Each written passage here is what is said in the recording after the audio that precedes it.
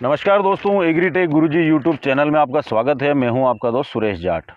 दोस्तों, भारत सरकार ने कोरोना राहत पैकेज के तहत 20 लाख करोड़ रुपए की घोषणा की है, तो उसमें हम बात कर लेते हैं हम किसान भाइयों को उस राहत पैकेज से कितना मिलने वाला है। दोस्तों, सरकार के अनुसार 1 लाख करोड़ रुपए किसानों को मिलेंगे। तो कैसे किसानों को मिलेंगे और हमको क्या फ़ायदा होने वाला है, इस वीडियो में विस्तृत बात करने वाले हैं। लेकिन वीडियो शुरू करें दोस्तों, उससे पहले इस चैनल को सब्सक्राइब नहीं किया तो इस चैनल को सब्सक्राइब कर लें और वीडियो को अंत तक जरूर देखें। आपको काफ़ी मज़ा आने वाला है, क्योंकि इस तरह का एनालिसिस और घोषणा आपने किसी न्यूज़ चैनल में नहीं देखी होगी और नहीं सुनी होगी। दोस्तों, राहत पैकेज की शुरुआत की बात करते हैं मजदूरों से। सरकार ने मजदूरों के लिए one nation one ration card की बात की है, यानी कि पूरे देश में एक ही राशन कार्ड से कहीं पर भी उनको राशन मिल जाएगा। न्यूनतम मजदूरी पूरे देश में एक समान करने की बात की है। मजदूरों को मजदूरी के दौरान जो अप्रवासी मजदूर होते हैं उनको सस्ते आवास किराए पे उपलब्ध करवाने की बात करी है सरकार ने, और 2 महीने का मुफ्त राशन देने की बात करी है 5 किलो के आसपास। अब इनमें कितना वो सर्वाइव कर पाते हैं, कितना नहीं कर पाते हैं, ये हो गई मजदूरों के लिए बात। अगर आप मजदूरी पेशे से ताल्लुक़ रखते हैं तो इस वीडियो में आगे आपके लिए कुछ नहीं, इस वीडियो को आप यहीं से छोड़ सकते हैं। अब बात कर लेते हैं किसानों की। किसानों को क्या क्या मिलेगा। दोस्तों, वीडियो को अंत तक जरूर देखना, क्योंकि एक बार मैं जो सुविधाएं किसानों को मिलेगी उसकी बात करूंगा, उसके बाद में एक्चुअल में किसानों को क्या मिल रहा है ये बात करूंगा। दोस्तों, 1 लाख करोड़ के पैकेज में पहला ऐलान इंफ्रास्ट्रक्चर के लिए, जहां कोल्ड स्टोरेज, कोल्ड चेन वगैरह सारी चीज़ों या मंडियों में कुछ सुविधाओं को मिला के 1 लाख करोड़ देने की बात करी है। जो मिलेगा एग्रीकल्चर सोसाइटी, खेती से जुड़े स्टार्टअप वगैरह सभी के लिए। दूसरी बात कर ले तो माइक्रो फूड प्रोसेस के लिए 10,000 करोड़ मिलेंगे। मछली पालन के लिए 20,000 करोड़, जहां पे जो समुद्री मछुआरे उनको नावों के लिए या फिर मछली पालन में सहयोग के लिए किसानों को पैसे मिलेंगे। पशुपालन के टीकाकरण के लिए 13,343 करोड़ रुपए मिलेंगे। 13,343 करोड़ रुपए। पशुपालन इंफ्रास्ट्रक्चर के लिए 15,000 करोड़ रुपए मिलेंगे, जहां पे दूध प्रोसेसिंग प्लांट वगैरह सभी में दिए जाएंगे। अब आगे की बात करते हैं। औषधि पौधों के लिए 4,000 करोड़ रुपए मिलेंगे, जहां औषधि पौधों में आप समझ सकते हैं कि जो भी औषधि पौधे आ गए, यानी कि हर्बल प्रोडक्ट वगैरह, सभी के किसानों को और मेडिसिन की खेती करने वाले किसानों को इसका फायदा मिलेगा। अगली बात करते हैं मधुमक्खी पालन करने वाले किसानों को 500 करोड़ रुपए मिलेगा, जहां शहद कलेक्शन, स्टोरेज, मार्केटिंग के लिए फंड दिया जाएगा। कब दिया जाएगा इसकी घोषणा अभी नहीं करी गई है। टॉप यानी टमाटर, आलू, प्याज और अन्य सब्जियों की खेती के लिए 500 करोड़ दिए गए हैं, जहां पे 50% सब्सिडी परिवहन पे दी जाएगी और 50% सब्जी कोल्ड स्टोरेज या स्टोरेज वगैरह पे खर्च किए जाएंगे।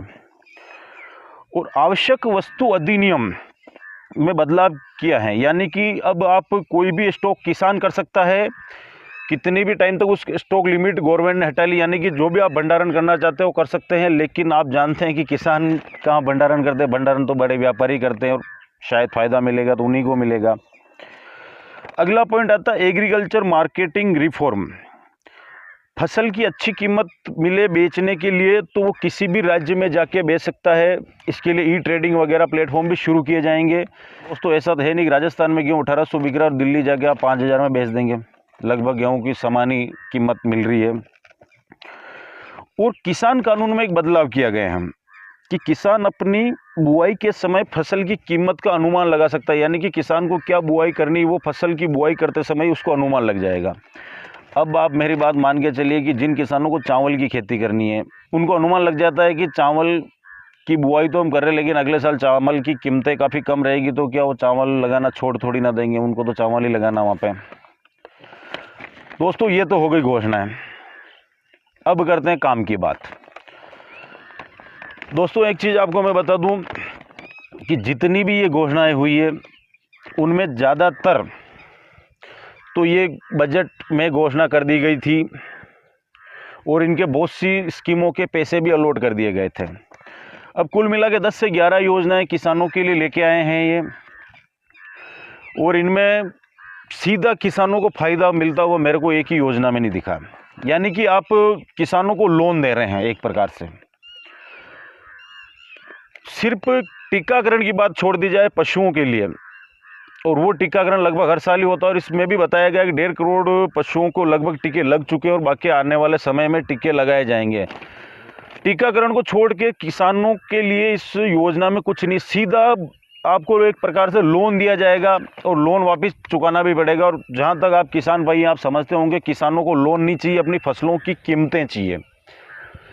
इन सभी घोषणाओं को करने की बजाय किसानों के लिए ये घोषणा कर सकते थे कि वो समर्थन मूल्य को बढ़ा सकते थे, समर्थन मूल्य पे और ज़्यादा लाभांश दे सकते थे या बोनस दे सकते थे। लेकिन इस प्रकार की किसी घोषणा को सरकार ने न करके सारी ये घोषणाएं कर दी, जहां सुनने में 1 लाख करोड़ बहुत ज़बरदस्त लग रहा है।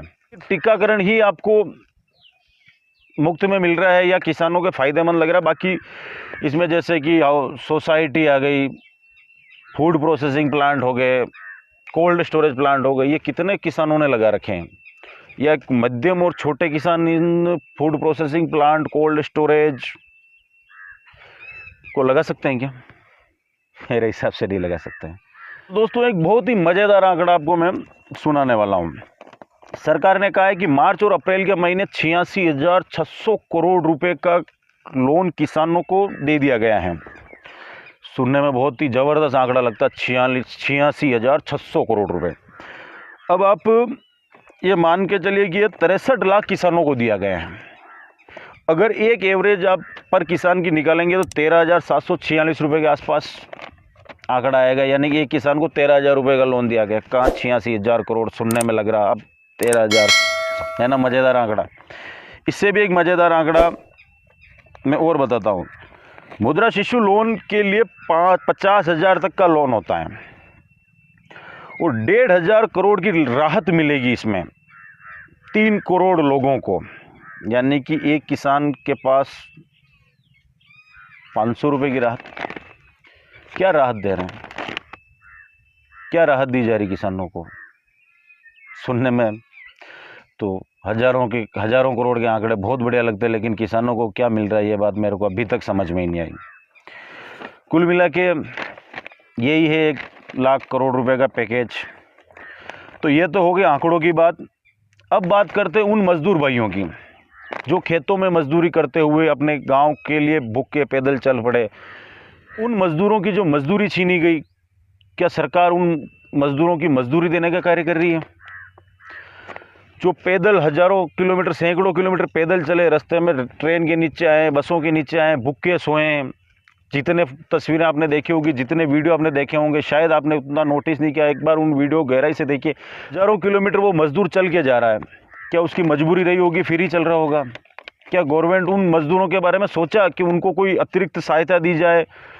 दूसरी बात, जो मजदूर भाई अपने गांव चले गए, उनके वहाँ शायद हो सकता है राशन कार्ड तक नहीं हो, तो जॉब कार्ड बनाने जाएंगे मनरेगा कार्य के लिए, तो वहाँ भी उनको बहुत ही ज़्यादा दिक्कत का सामना करना पड़ेगा।